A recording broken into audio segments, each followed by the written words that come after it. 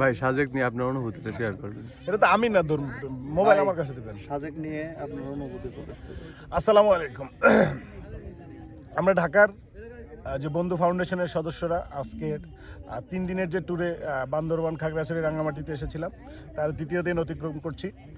দ্বিতীয় দিনের ধারাবাহিকতায় আমরা আজকে অবস্থান করছি সাজেক, একটি খুবই আবেগ জড়িত স্থান, যেখানের কথা শুনলে মানুষ অন্তত জীবনে একবার হলে আসতে চায়।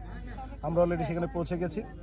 সারাদিন সকাল থেকে আপনাদের হয়তো ভিডিও শেয়ার করেছি। সকালে আমরা যেভাবে এসেছি, এসে এখানে দুপুরে যে খাওয়া দাওয়া করেছি, এখানে যে ব্যাম্বো চিকেন, হ্যাঁ, এখানে স্পেশাল ফুড রাইস, হ্যাঁ, আদা পাতা দিয়ে যে ভর্তা, আসলে এই বিভিন্ন ধরনের আইটেম আমরা শেয়ার করেছি, মানে আমরা খেয়েছি।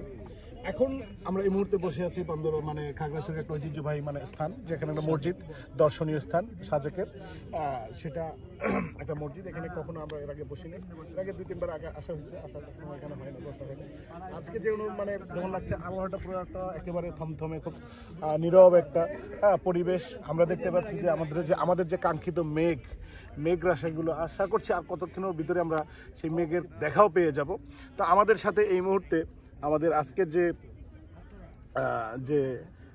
আজকের গ্রুপ, সেই গ্রুপের সম্মানিত বা আয়োজক কমিটির যে আমাদের চেয়ারম্যান, যাকে দায়িত্ব দিয়েছিলাম, আমরা সেই চেয়ারম্যান সাহেব একটু অনুভূতিটা নিব। জাস্ট আদাব। বলেন কেমন লাগছে আপনার এখানে কস্টিং এর ব্যাপারে কোনো সমস্যা আছে কিনা? যে আপনার টাকার পয়সা নিয়ে কোনো ঝামেলা নেই? যে আপনার কোনো সমস্যা নেই, আপনি টাকা যা খরচ উঠে গেছে ইনশাআল্লাহ? কোনো সমস্যা নাই, প্রফিটে আছি। আচ্ছা, আছেন আমাদের আপনি সকালে গলায় দেখেন, কি খাইছেন এত গলায় সমস্যা? তো যাই হোক, আছে আমাদের আরেক ভাই, অবিবাহিত পুরুষ।